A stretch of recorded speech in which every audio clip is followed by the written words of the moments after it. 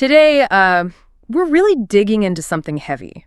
A comprehensive look at that tragic mass shooting in Chicago's River North. Happened July 2nd, 2025.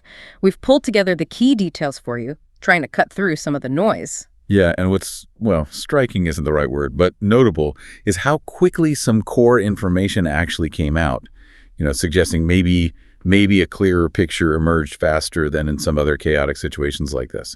So our goal here is to unpack the specifics of what happened, the official reactions, and maybe what this means for the community there. Okay, let's unpack that. It sounds absolutely horrific. What exactly happened that night, just after 11 p.m., right? And who are the people tragically caught up in this? Right, just after 11 p.m. Central Time. It was a drive-by shooting, happened right outside Artis Restaurant and Lounge.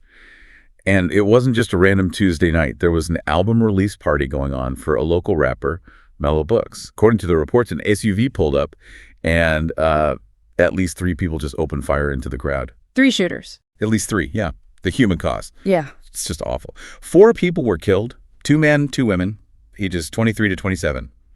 Their names were Leon Antry Henry, Devontae Terrell Williamson, Taylor Walker, and Aviance King. And beyond those terrible fatalities, 14 other people were injured, 3 of them critically. 14 others. Yeah.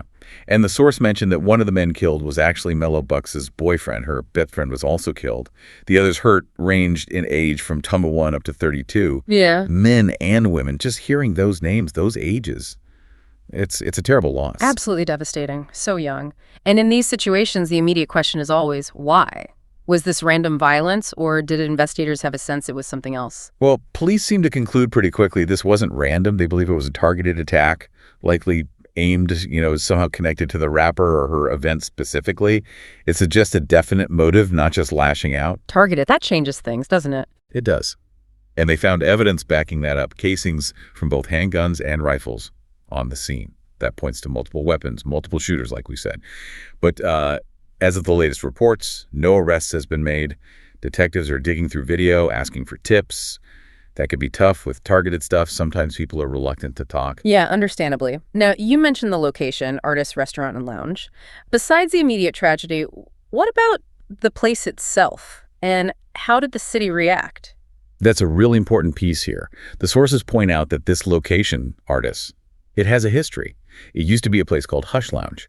And back in 2022, there was another fatal shooting right there. Wow. So not the first time for violence at that specific address. Exactly. Which raises, difficult questions about certain venues, maybe management or security issues, and the impact on the neighborhood safety.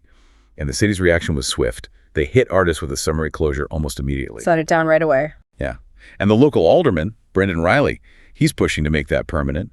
Says they were violating rules like acting as a nightclub, breaking BYOB laws. Mayor Brandon Johnson and Police Superintendent Larry Snelling both condemned the shooting, called it cowardly. They've also promised more police out over the 4th of July weekend and are urging anyone with info to come forward. Seems like a very decisive response, clearly trying to show they're taking it seriously. So, looking beyond this one horrific incident, what does this tell us about maybe crime trends in Chicago, especially around big holidays? It definitely touches on that. This happening right before the 4th of July weekend. It just casts a shadow, doesn't it? Shatters any hope for a completely peaceful holiday. And the source reminds us back in 2024, over that same July 4th holiday period, Chicago had 109 shootings. 19 people were killed. 109 shootings? Yeah. So this incident sadly fits into a really troubling pattern of violence that spikes during times that are supposed to be about celebration, about community. It's something these neighborhoods are constantly grappling with. It really is sobering. So as you, the listener, kind of absorb all this, it's a stark reminder of the huge challenges cities are facing, how quickly things can change. And maybe as we wrap up this deep dive, here's something to think about. How do these really high-profile, tragic events shape how we all think about safety, about community, not just in River North, but, in cities everywhere?